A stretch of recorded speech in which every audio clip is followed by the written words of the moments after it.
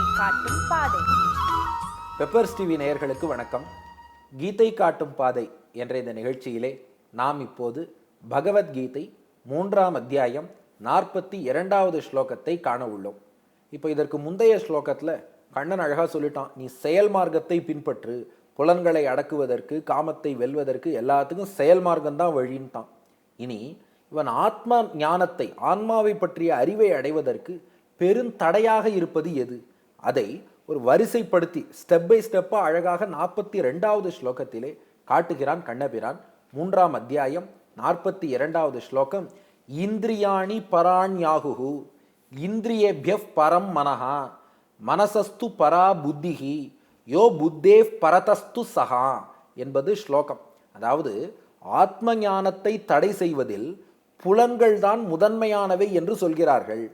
ஆனால் அந்த புலன்களை விடவும் ஆன்ம அறிவை தடுப்பதிலே மனம் என்பது முதன்மையானது.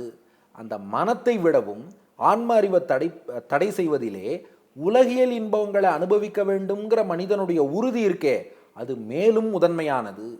அந்த உறுதியை காட்டிலும் ஆன்ம அறிவை தடுப்பதில் முதன்மையானது எதுன்னா காமமே ஆகும். அதனால படிக்கட்டு மாதிரி சொல்லிட்டான். ஆன்ம அறிவை தடுப்பதிலே எவையெல்லாம் முதன்மையானவைனா கீழே இருக்கிறது எது? புலன்கள். அதை விட முதன்மையானது மனசு.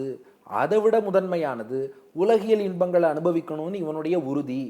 அதை விட முதன்மையானது காமம். ஆக இந்த அத்தனையுமே ஆன்ம அறிவை தடுக்கக்கூடியவை. அதான் காட்டுறான், இந்திரியாணி பராணியாகுஹு. ஆன்ம அறிவை தடுப்பதிலே பராணினா ரொம்ப முக்கியமானவை, முதன்மையானவைன்னு அர்த்தம்.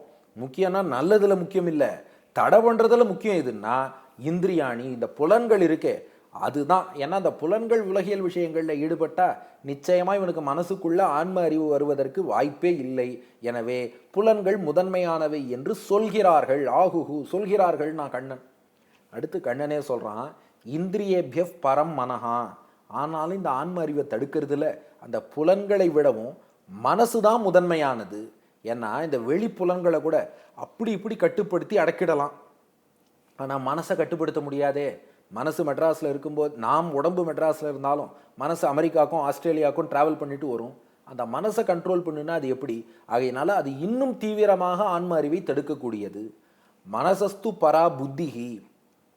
இந்த இடத்துல புத்தி என்பது ஏற்கனவே நாம் சொன்ன மாதிரி உலகியல் இன்பங்களை அனுபவிக்கணுங்கிறதுல மனிதன் உறுதி கொள்கிறானே, அதுக்கு தான் புத்தின்னு பேர். அந்த உலகியல் இன்பங்களை அனுபவிக்கணும்னு அவன் உறுதியாக இருக்கான்னா இப்போ அதுக்கு மேலே எதுதான் அவனுக்கு நல்ல வழி காட்ட முடியும்? ஆகையினால அந்த உறுதியானது மேலும் ஆன்ம அறிவை தடுப்பதிலே முதன்மையானதாக இருக்கிறது. யோ புத்தேகே பரதஸ்து சஹா.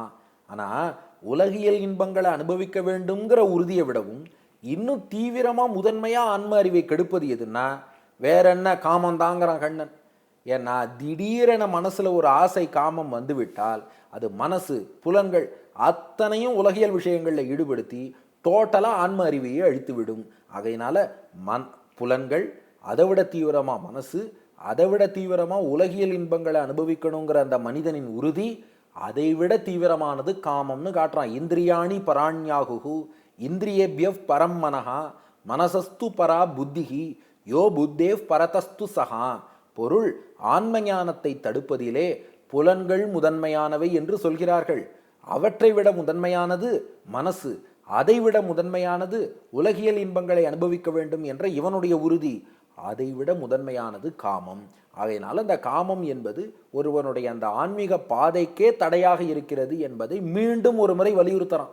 ஏன்னா நீ அறிவு மார்க்கம் என்று புறப்பட்டு போனால் அந்த எதிரியை சந்திக்க நேரிடும். போன ஸ்லோகத்தில் செயல் மார்க்கத்தில் ஈடுபட்டால் அதை வெல்லலாங்கிறதையும் காமிச்சிட்டான். ஆக ரெண்டையுமே கம்பேர் அண்ட் கான்ட்ராஸ்ட் மாதிரி இங்கே தெரிவிக்கிறான் கண்ணன். தமிழாக்கம். புலன்கள் மேலாம் என்பர் போதம் செருக்க வலங்கொள் மனம் அதன் மேல் மன்னும் புலங்கிளரும் புந்தி அதின்மேல் ஆகும் புந்திதனில் காமந்தான் குந்தி சிறுவா பரமாக்கொள் என்று வாதிகேசரி அழகிய மணவாளச்சியர் தமிழாக்கம் வழங்கியுள்ளார். இனி இத்தகைய காமம், அதாவது ஆன்மீக பாதைக்கே எதிரியாக இருக்கக்கூடிய இந்த காமம், இந்த காமத்தினால் பாதிக்கப்படாமல் ஒருத்தன் முக்தியை நோக்கி பயணிக்கணும்னா அதற்கு என்ன வழி? அறிவு மார்க்கத்திலே போகாதே செயல் மார்க்கத்தில் ஈடுபட வேண்டும். அதுதான் இந்த அத்தியாயத்துக்கே சாரம். இப்போ 3ஆம் அத்தியாயம் முழுக்கவே கண்ணன் சொல்றது என்ன? அறிவு மார்க்கத்திலே சிக்கல்கள் அதிகம், செயல் மார்க்கத்தில் ஈடுபடு. அப்போ இந்த ஸ்லோகத்தில் காமத்தை பற்றி சொல்லிட்டான். அப்போ அந்த காமத்தை வென்று நீ ஆத்ம தரிசனம் பெறணும்னா அறிவு மார்க்கம் வேண்டாம், செயல் மார்க்கத்திலே ஈடுபடுன்னு இந்த அத்தியாயத்தின் நிறைவான கருத்தை இந்த அத்தியாயத்தின் நிறைவான அடுத்த ஸ்லோகத்திலே தெரிவிக்கப் போகிறான். அதை நாளை பார்த்து 3ஆம் அத்தியாயத்தை நாம் நாளையோடு நிறைவு செய்வோம். உங்கள் கருத்துக்களை அவசியம் கமெண்டில் தெரிவியுங்கள். முக்கியமாக மறக்காம இந்த நிகழ்ச்சியை தொடர்ந்து பார்ப்பதற்கு யூடியூப் சேனலை சப்ஸ்கிரைபும் செய்யுங்கள். நன்றி, வணக்கம்.